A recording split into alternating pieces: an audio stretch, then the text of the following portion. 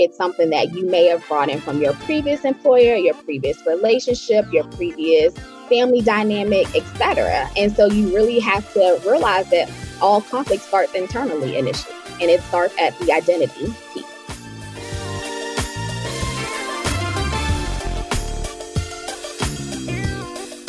You're listening to the Redefining Wealth podcast with Patrice Washington. In today's episode, we sit down with transformational speaker and fellow podcaster Patrice Grimes. She says it's time to unleash the peace.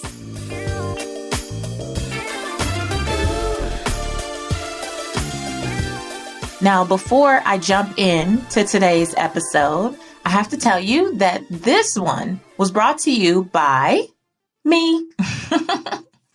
Actually, it's brought to you by Purpose to Platform. We are now enrolling. So if you're starting to think about what's next for you when you leave your possibly high-paying, but maybe unfulfilling job and have no clue of where to start to build a strong foundation, my business accelerator and mentorship program, Purpose to Platform, may be just what you need. This 20-week online adventure will get you clear on how to package your purpose, communicate your promise to your ideal audience, choose the best platform for your personality and lifestyle, and create a premium offer. You'll have accountability and support in a dynamic community so you can finally make progress and be ready before you even need to pull that trigger on what may no longer be serving you. And let's see if we're a fit. Purpose2platform.com. That's purpose, the number 2, platform.com.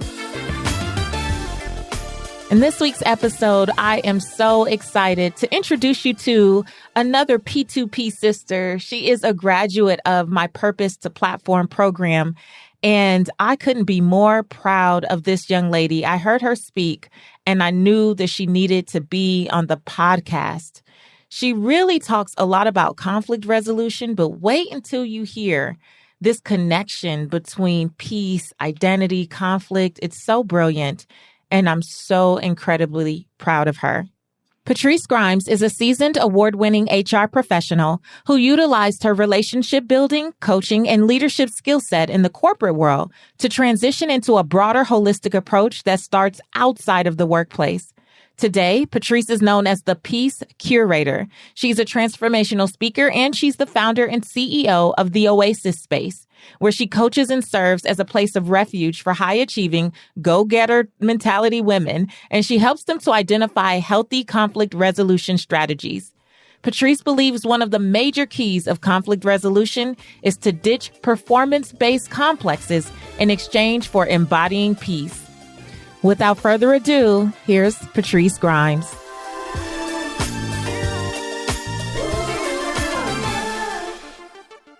Welcome to the Redefining Wealth podcast, Patrice. Thank you, Patrice. I appreciate it. Excited to be here. It's going to be a lot of Patrices and Patrices. I know, right?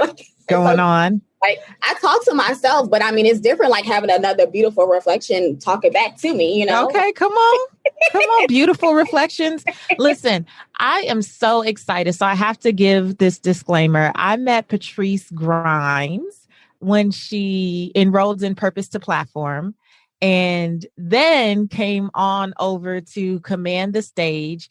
And even though I got to watch her, I'm acting like I'm not talking to you, even though I got to watch you like blossom. And I know there was a lot going on for you in P2P, but I watched you stretch. I think I even had to push you and shake you a little bit virtually. You did. Yep. Once or twice. I feel like I have to push and shake you a little bit. And then we got to Command the Stage and I heard you tell your story. Mm-hmm. And I heard you make this connection between identity and conflict that I personally had never heard before. Mm-hmm. And I instantly was like, we got to talk about that on the podcast. Yeah. We have got to talk about this. So I'm not going to give it away. Let me just start with, tell us your story. Just tell us your story. Why are you the Peace Curator? Yeah, well, Patrice, honestly, it starts with, right now I have a day-to-day job. I'm one of those people where I have my business, but I still work in the corporate world, right? And so I have this professional background where I have over, 12 years of HR experience, right? And so I've been able to see where this conflict, as you mentioned, it shows up in the workplace. Over about like 85% of people in the workplace experience this conflict, but only 60% have shown that they have not even received any basic training to handle conflict, right? And so when I have worked with these managers, employees to identify these conflict resolution strategies, it's something that I was able to quickly identify that this conflict was not starting and ending in the workplace. It's something that was actually being initiated outside of the workplace, right? It's really was something that was rooted in their identity, or even worse, what I've called and identified as identity crisis. And so as I kind of just went within my tenure, within my employment, I kind of just started to explore that a little more and kind of pull back the pieces. But it wasn't something that was easy for me to identify initially, as you mentioned, right? Like as the Peace Curator, this is not something that I was just birthed with immediately. I had to definitely identify it for myself. And there was certainly some time where I didn't know how to identify conflict for myself. I was a person that probably was exactly how my manager's employees showed up, right? This was back in October 2017. It was literally like a week after celebrating my birthday. I probably should have been on this high horse at the time, but there was total chaos in my life, Patrice. Utter chaos that I really wasn't showing to my family. I wasn't showing it to my friends. And what I thought was chaos even became more chaotic. The person that I was dating at the time, I came outside to see him on the phone with another woman. And my entire world as I knew it at that point had fallen apart. I immediately, resulted to anger. And then it was avoidance, which I think is those natural human reactions for people. It's typically conflict aggression or conflict avoidance is what we typically see with conflict, right? And then I recall myself then just kind of pleading with him, right? Like I wanted any type of answer he could provide that was going to bring me some type of peace, so to speak, is what I would consider to be peace, just to help me sleep that night, to make things go back to normal, whatever it was that was just going to make me feel like let's just have things go back to what they were. But it was not that easy. It certainly our relationship ended, and I think it was about a week before I could even regain some type of appetite to eat again. And so I remember like just driving and trying to find where I was going to have dinner one night. And I'd come to a stoplight. I didn't know what I was going to eat because for the last several years, I really had not made any decisions for myself, right? Like I had completely lost myself in that relationship, to the point where I wasn't choosing what I wanted to eat. Had invested myself a lot into the things that he wanted to do, like his dreams and passions, and kind of had set my own stuff down. And so I really had to identify like what was going on. Like it's a lot when you realize like I don't even know what I like to eat, the foods that I like to eat anymore. Right. So I remember like having this moment where I was just crying out to God at this parking lot, like, why me? Like, why am I going through this? Like, I'm so tired of this feeling. I'm tired of the rejection. I'm tired of this loss feeling. I'm tired of feeling like I got it all together all the time and I don't. I'm tired of hiding behind this mask to my family and my friends and feeling like I got it all together when really this turmoil is happening around me. And I remember when I came to a point of just realizing I could decide what I wanted to eat and I had this option and I had this choice. I remember like screaming out to God, like saying like, thank you, God, I'm finally free. But that was my idea of free at that moment, of being able to select food or having the money to choose food. But, realizing now like that obviously was not even freedom at that moment. Right. And God checked me then, like, he's kind of like, Patrice, pump your brakes. That's real cute and all, but you're not exactly free yet. But if you trust me, you will be, right? And so I remember like just, God took me through this journey to really identify peace for myself. And I remember he brought me to this scripture, Matthew 5:9 in the Message Bible. And I have read that scripture so many times with the Beatitudes, which is anyone that is familiar with the Bible has seen the blessed be the peacemakers and all of those things. But I had never seen it in the Message Bible where it says you are blessed when you can show people how to cooperate instead of fight. And that's when you discover who you are in God's family and your place in this world. And like for me, that was a game changer, right? Like it was when I really identified that peace in itself was rooted in identity. And for me, it was like my identity specifically was rooted in helping others identify peace for themselves and identify those healthy conflict resolution strategies, right? So it was a big deal for me. It was a game changer for me because I realized up until that point, right, like I had been really going through life, even before this relationship, going through this identity crisis, from the age of 13. I became a preacher's kid, Patrice, and I'll usually say PK, and people won't always affectionately know what I mean by it, but it's a preacher's kid. That's a pivotal moment in a kid's life. Like you're really trying to figure out yourself. I'm like just about to go into high school, all of that. But I have really learned during that time to make my issues more insignificant than others during that time. I taught myself to do what others needed me to do, show up how I needed to show up. I had learned to perform my way into the hearts of others so that they would not discard me or be disappointed in me. And so that was something that I realized I had taught myself so much and had become so ingrained in my life that's why I had developed this identity crisis that showed up as conflict to the point where I couldn't advocate for myself in jobs. I couldn't advocate for myself in my relationships. I couldn't advocate for myself when it came to friends in multiple areas, right?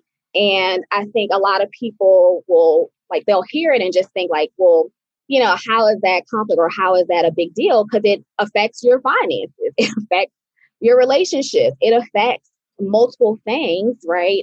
It impacts everything. It impacts it literally impacts everything. Okay, you've said so much.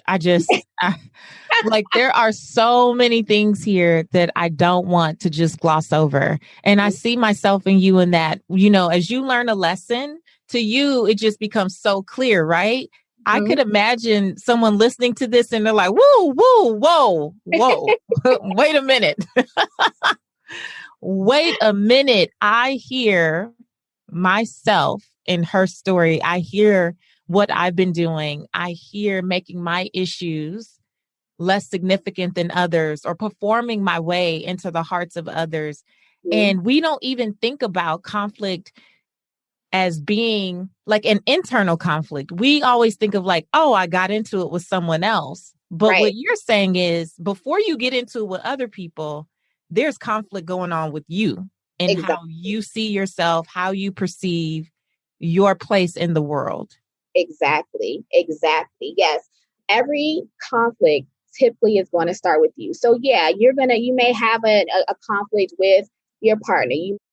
Those conflicts exist, but you have to then kind of look internally to say, well, why am I having this conflict? Why is this argument coming up? Right? Because typically it always comes back to the internal. It's your internal perspective. It's your internal perception. It's something that you may have brought in from your previous employer, your previous relationship, your previous family dynamic, etc. And so you really have to realize that all conflict starts internally initially, and it starts at the identity piece. Ooh, okay. So you mentioned two terms that really stood out to me, and it was conflict avoidance and conflict aggression. So I could see, and I don't know, I know you said it for you. I know a lot of ladies probably listening have experienced this. I definitely have done the conflict avoidance. The like, you know what? I'm going to suck it up. I'm not going to say anything. I'm not going to make it worse. Let me just leave it alone. And felt like that was creating peace because it was avoiding having an argument, a fight, a whatever.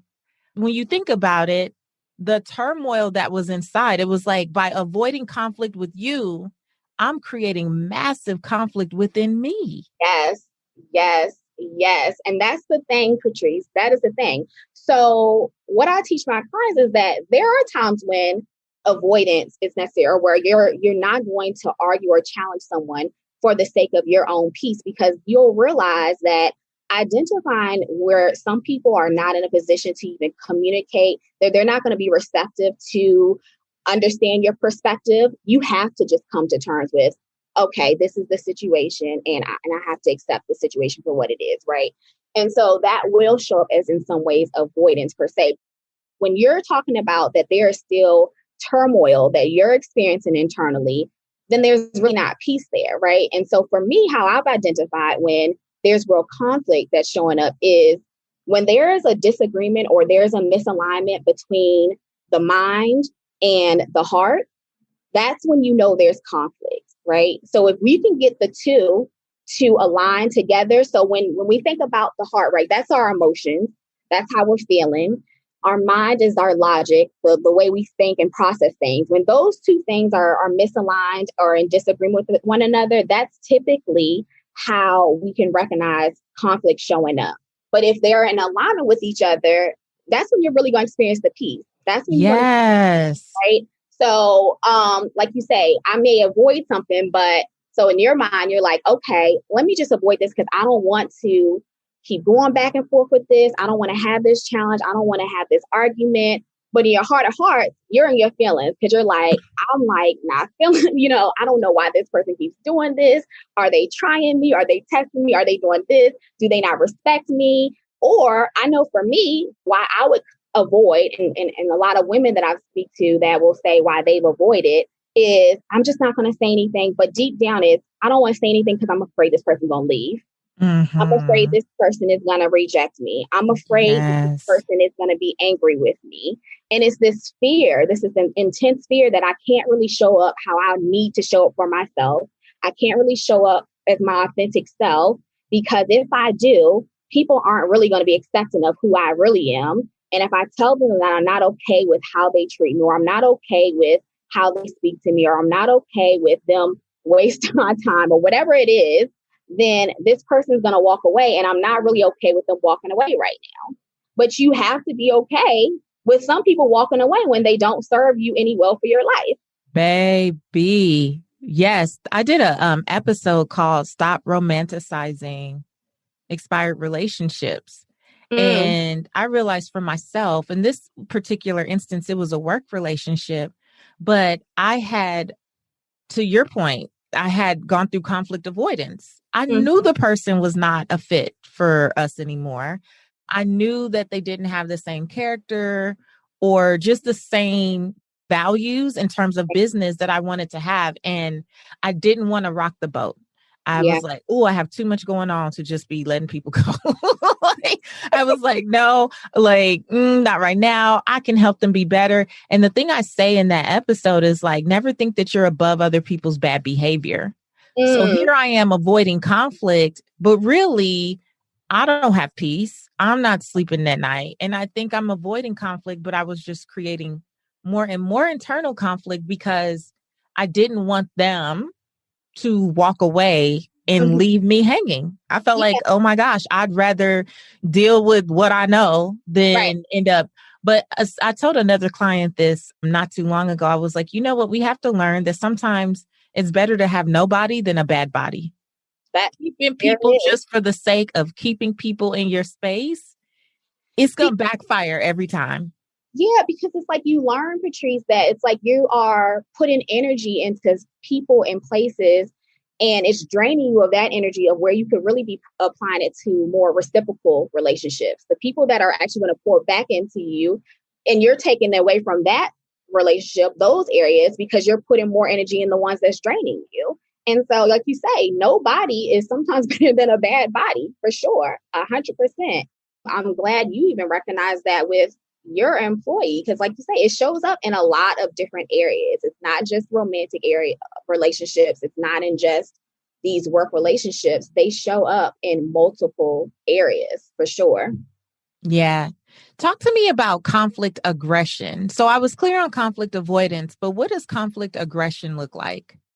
You immediately 0 to 100, right? It's really, you are belligerently angry. And it sometimes shows up violently. It shows up as accusatory. It shows up as all the things that are just unhealthy ways to handle it, and in a more, I think, a manner that is not going to articulate effectively what it is that you want to communicate. And a lot of times the aggression is coming from a place of fear. Anger is really misplaced fear a lot of times. So when we see someone immediately go from this 0 to 100, like angry, shouting, screaming match, right? It's really this underlying problem of, I'm really scared of XYZ. I'm really scared that you are not calling me because you are doing something else you have no quote business doing, or that you're really doing something that is going to be disrespectful to me. You're doing something that's going to end up hurting me. Or that if you don't call, like with mothers even, you don't call, it scares me because I think maybe you're hurt on the side of the road, right? And then they get angry, you may get angry or something like that. And instead of just saying, hey, I really get concerned if I don't hear from you, if I don't get a check-in with you. This really concerns me. It makes me nervous, from a safety perspective. But sometimes we'll get so angry and I just don't understand why you don't call. It's just so, You know what, though? That happens because you've been avoiding saying something in the first place. So now it's just built up. It's built up. And then the other person looking like, what in the world? Right. Like, wait, what just happened? All I did was, right. They're like, it really wasn't that serious. But now for you, it is extremely serious because you've been pushing it beneath the surface, trying to be liked, trying to stay agreeable, trying to not be abandoned again, possibly, or rejected. And so now it's just, you don't even recognize yourself. Now you're behaving like someone completely out of your character. Right. And I've told other times before, like when you are avoiding, or even like when and it comes to the point of conflict aggression, when you're avoiding telling someone what it is that you are experiencing, what it is that you're feeling, how this conflict is showing up, or this chaos, challenge, or whatever is showing up, how are you actually hurting this person? How are you hurting this person? Because a lot of times we think about too, like, well, this is how I'm feeling and it's making me upset and yada, yada, yada. But sometimes people are just not aware of what it is, how their actions are causing you pain or causing you disturbance, right? And so sometimes when we're not actually addressing to them, hey, when you respond in this way, your lack of response in this way, this is how it shows up. This is how it is perceived. And it's quite possible that you may be perceived by others in this way, right? So it's also being kind enough and gracious enough and compassionate enough to share with the people that we actually care enough about to say, hey, this is a conflicting emotion inside of me, and I want you to know how this feels, so that one, hopefully they show up differently. You guys can work together to show up differently, but also so it can bring some awareness to them as well. You know what I mean? A lot of times we think we're doing someone a favor or doing ourselves a favor by avoiding it, but it may be the next thing that helps catapult them into their next better version of themselves. Oh, that is so good. That is so good. And I've had that experience too, both professionally, but even personally. Gerald and I did an interview some time ago with another couple, and I was surprised that he brought it up. And I think I've shared this in P2P before, that, I had to let him go from my business. And for those of you who are new listening, Gerald is my husband of almost 14 years. But there was a point where I had to let him go because he came out of an environment that was kind of toxic, a toxic workplace where there was a lot of conflict avoidance. There was a lot of conflict aggression. There was a lot of silent treatment, passive aggressive behavior, and all this stuff. And people just talk crazy, quite frankly. And I'm not with the talk crazy crew. Okay. Like, that's not my version of talk crazy. Yeah. Now, one thing about it, I'm going to tell you what I need to say at this stage in my life, but I'm always going to leave you with your dignity. So I can address what's wrong without being mean and nasty. Right. He has a style and a tone that he picked up from that organization that was just very like, I mean, it wasn't direct. It was beyond direct. It was like, hey, you could put a little sugar on that. Like, like, hold on now. Did you mean to send the email that way? Or did you not have a chance to go back and and so we kept having conversations about it. And Mm-hmm. then it ended up being where one day I was like, that's not how I want to run my business. When I started my MBA program in 2019, one of the first courses that I took was actually about, really defining your mission and vision and values. Like, and I had done that before, but I knew it was time to redo it.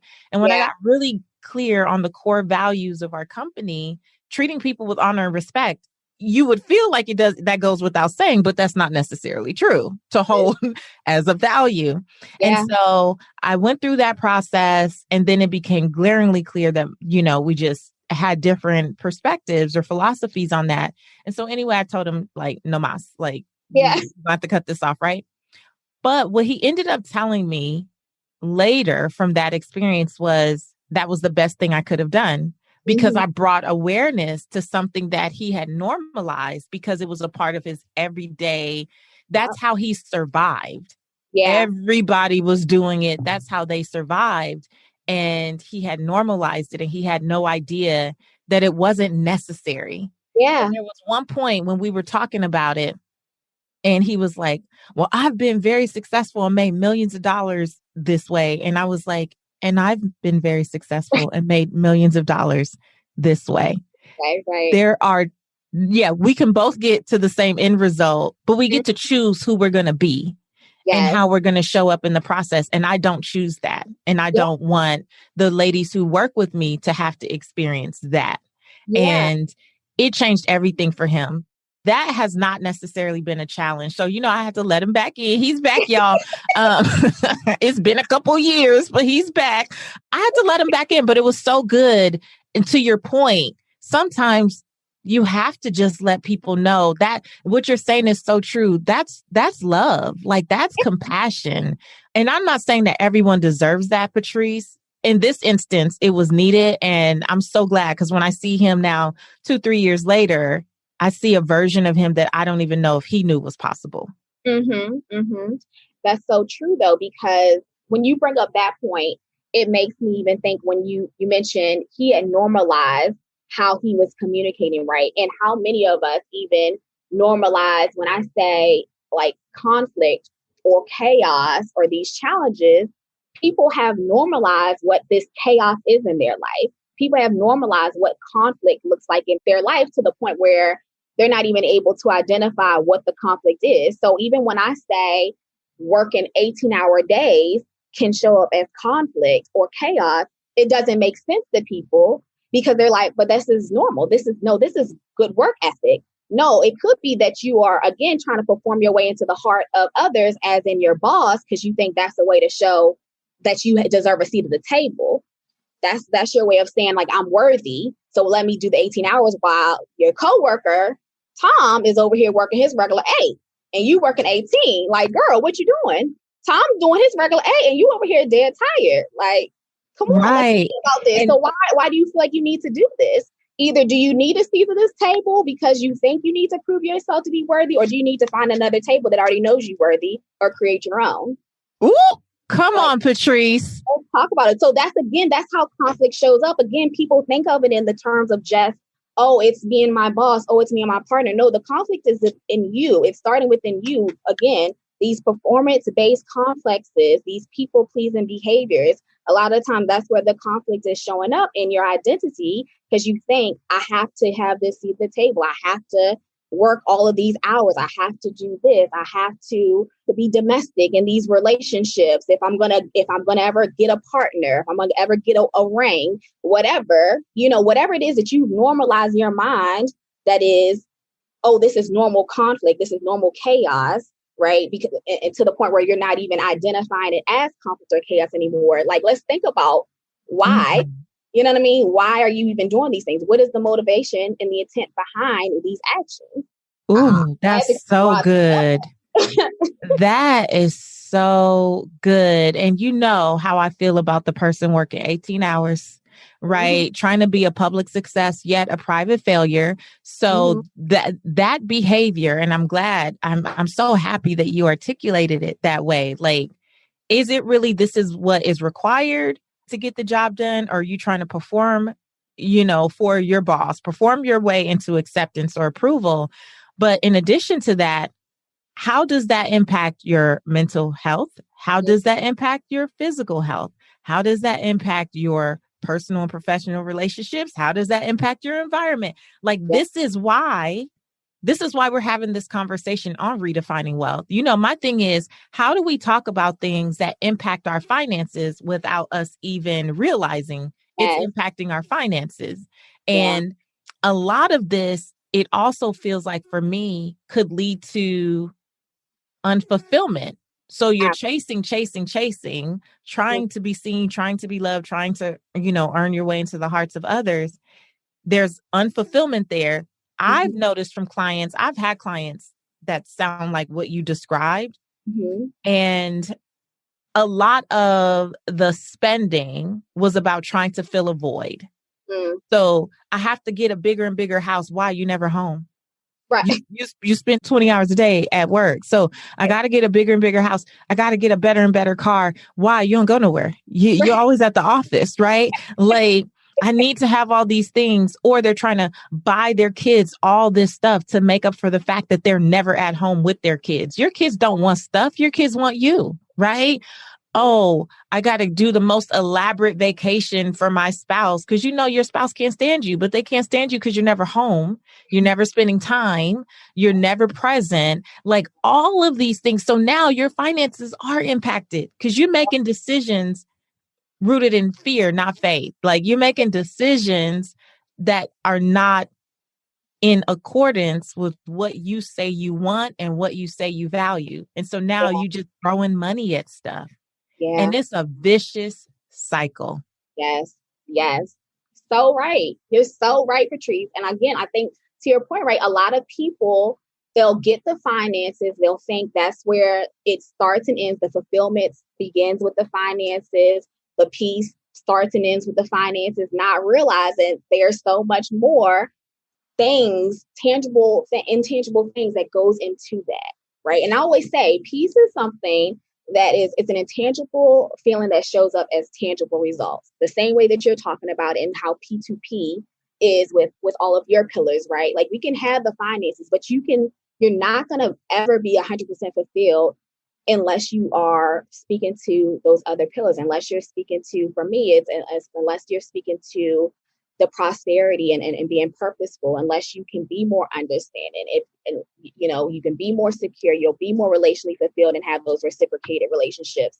You have this united front with the community. It creates impact and thankfulness. Like, when you have that full circle of being a quote peace pursuit, like, that's when you really can find fulfillment. Otherwise, you can have the money, but you won't 100% be fulfilled. You'll still always be chasing something, chasing a relationship, chasing the next step in the corporate ladder, whatever it is, right? And you're not going to be fulfilled until you really get to the root of it, of that identity.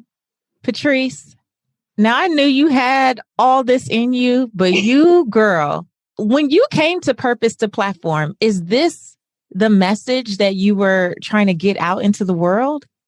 Let me be honest. I don't know what I was trying to get out into the world. I always knew I had something to say. I knew I had some type of business within me, but I can't say it was this, right? I knew before coming into P2P, I'd had people saying, you should do a podcast, Patrice. You'd be great doing a podcast. I was like, yeah, okay, whatever, right? Like, I kind of would just brush people off. And I went into this program, and let me be clear, like, I don't even think I told you this, Patrice, but I am somebody, I'm typically busy doing a lot of things, and not to the point of just over exhausting myself. But when I came into the program, right, I was very busy. I'd gotten into this new position. And so the fact that I even saw your email when you had put out the challenge, I know for a fact it was God ordained. I know for a fact. So before that year started, I had already designated my word to be transformation. And then I ended up coming across a sermon where the pastor ended up talking about transformation. And he was just like, kind of, saying like, you cannot transform what you're not willing to heal or like something along those lines. So I'm just like, okay, like, cool, whatever. Like, I'm hearing you, right? Then I'm all about planners. So then I get this planner, I order this planner. And then the first thing I open up to is the planner says, get ready for transformation this year. So I'm like, oh, okay. Okay. And then I get your email, which again, I never usually have time to even check emails in the middle of the day. And I see your email come through of join this, I think it was your challenge that you were doing for the week. Creative for Purpose. Creative for Purpose, yes.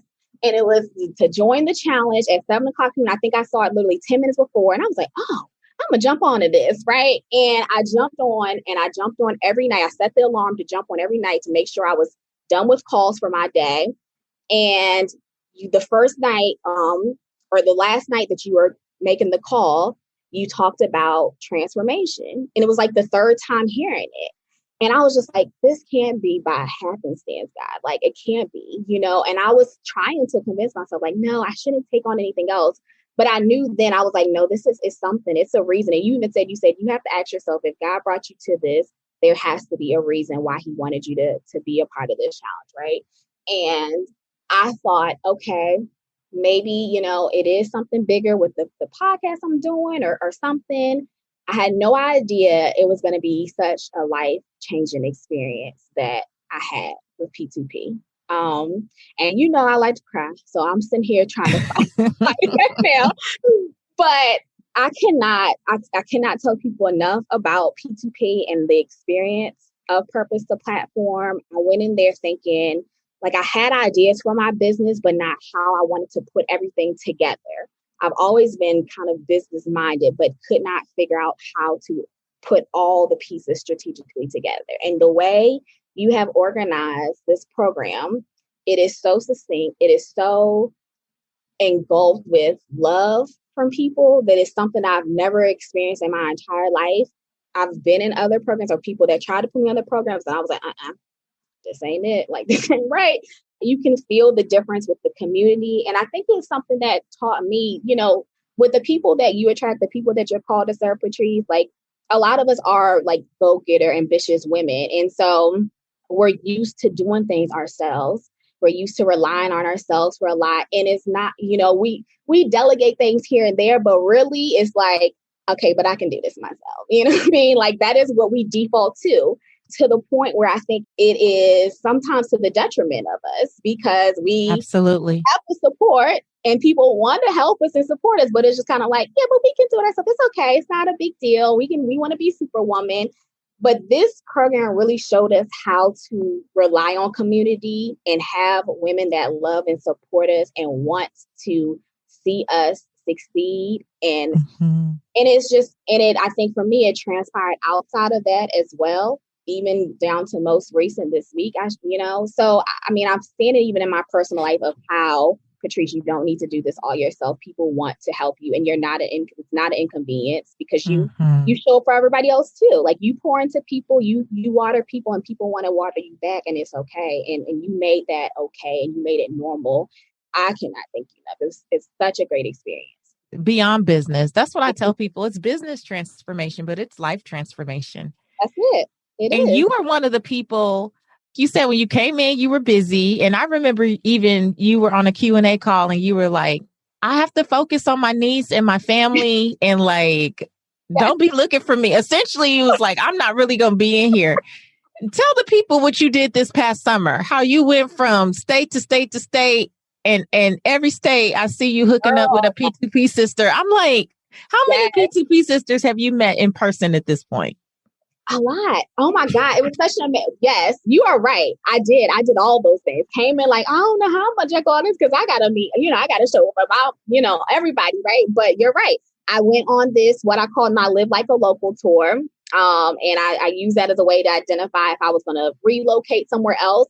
But along that way, right, I would kind of post in the group, hey, ladies, hey, sis, I'm going to be in Charlotte. I'm going to be in Atlanta. And I ended up going to Houston. And I had the opportunity to meet up with, I think, close to 10 different, I want to say it was close to 10 P2P sisters. I think you've met more P2P sisters than me at this point. I'm like, I'm in the group. I'm in our alumni group getting jealous. Like, oh, okay, so everybody's brunching and lunching and hanging out and taking walks and but that's what I love. The community is not just online. And imagine, like, you came into P2P in the midst of a pandemic. Yeah. But imagine what this is about to be as we continue to welcome more P2P sisters. And what I love too is a lot of the women who I see doing things together, collaborating, podcasts, all this stuff, they're not even from the same cohort. It's like past cohorts, like, hey, sis, come on in. They were so excited when your group graduated. They were like ready to welcome y'all. And the way that it's literally everything that I dreamed of.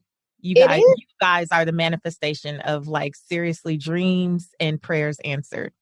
Yeah, Patrice, I honestly like thank you for your obedience, because you like when we were leaving, I know like a group of us, a lot of us like thinking like we kind of want to just stay within our own, but like we formed this tight knit family, right? But then we get thrown into the alumni group, and it's literally an overflow of what we already were experiencing. It's more women that are exactly like us, where it's an overflow of love, an overflow of support, people that want to jump in. And to your point, right, I've connected with other women that were not a part of the program that I was in. They were in the alumni group, and I talk to them regularly. I've had people on my podcast from the alumni group already. So it's amazing. It's something that you built that cannot be duplicated. We hope it would be, right? Like in some ways it can't be duplicated from of what you do, but you would hope the love and support can be duplicated in some ways, right? Like that becomes normalized instead of competing and the jealousy, things like that. It's such a beautiful thing that you created, like honestly. I'm so grateful. I'm so grateful to have had you in it. I think you're my third Patrice. I've never met so many Patrices in my life now. I had a couple in your cohort. I'm just so proud of you. I'm so thankful that you said yes to not just coming into P2P, but then you had to say another yes, because P2P can be a lot. There's a lot of going on. There's a lot of pushing and a lot of stretching and a lot of pulling folks out of their comfort zone. And at each stage, you could have logged off, tuned out, said no. You could have been like, you legitimately were busy, right? So, well, I'm busy and I'm not going to be able to do it. But you continue to show up for yourself, but also for your sisters, and just be like such a leader in that particular group as well. And so I'm so excited for what God is going to continue to do in your life. The podcast, tell me what else is going on. So the podcast is out. What's it called? Yeah, I have a podcast called The Oasis Space. And so that's out. I have season 1 out. We'll be back with season 2 for the fall. So I'm excited about that. I already have some good guests lined up, some great topics. So right now, I would definitely encourage listeners to get caught up on season 1 until we roll out season 2. But yeah, it's a lot of really good topics that we discuss, some heavy topics too. And then I have my coaching program, Unleash the Peace. They can reach out to me at hello@patricegrimes.com. I love that. Unleash the Peace. Unleash the Peace. Yes, I love it. I'm so proud of you, girl. Okay, before I let you go, let me ask you these rapid wisdom questions. Okay. You know how we do. All right. How do you define success?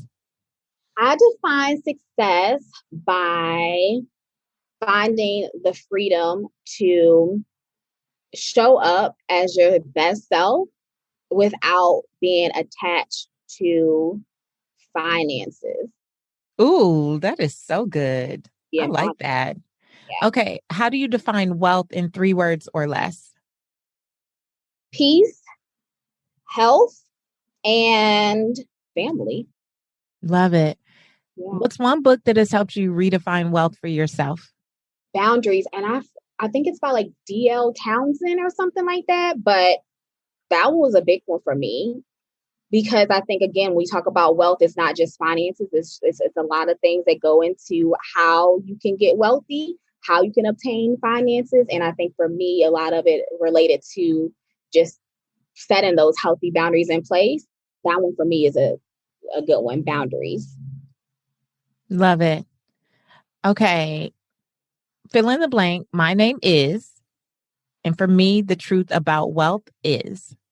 My name is Patrice Grimes, and the truth about wealth is that you will never experience true wealth until you experience true peace, which is being able to pivot even as chaos ensues. Yes. Come on, girl. That's my girl right here. Oh my gosh. Yes. I believe that. Patrice, oh my gosh, I believe that. I identify with that so much. Yeah. Thank you so much for being here. I adore you. Having me, Patrice. I appreciate it.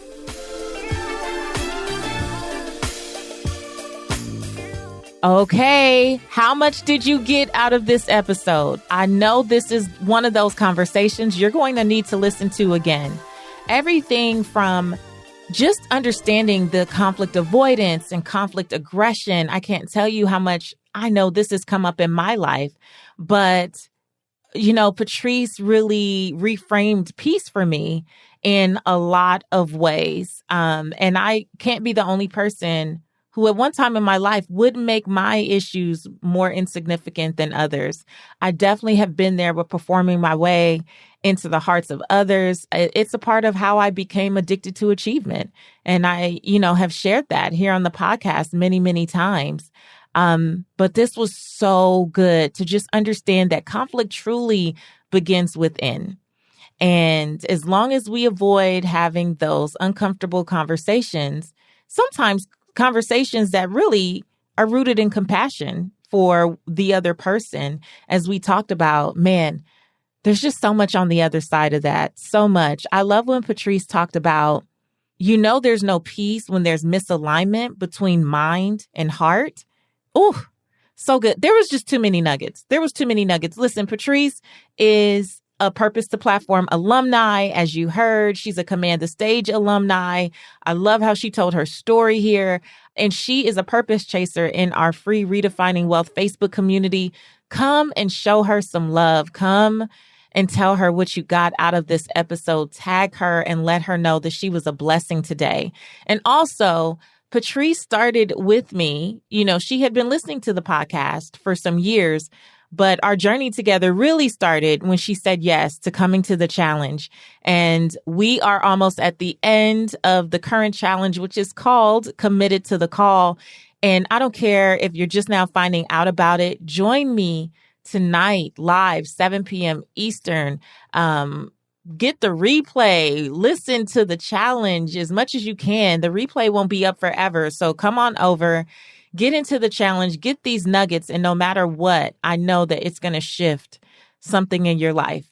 If you, like Patrice, felt like this was your year for transformation, then I really do invite you to come check us out and get a little closer and see what we're all about. Your life could be barely recognizable 3 months from now, 6 months from now, a year from now. I guarantee you won't recognize the woman in the mirror if you come hang out with us and do the work. So come on over, patricewashington.com/challenge, patricewashington.com/challenge. You can also drop into the free Facebook community. Come on over. Just look for Redefining Wealth with Patrice Washington in your search bar on Facebook. And that's it for me today. This has been such a rich conversation. I love it. I love having these conversations, especially with women that I really adore and I'm so proud of, sincerely. All right. Until next time, I want you to go live your life's purpose, find fulfillment, and earn more without ever chasing money. Talk to you later.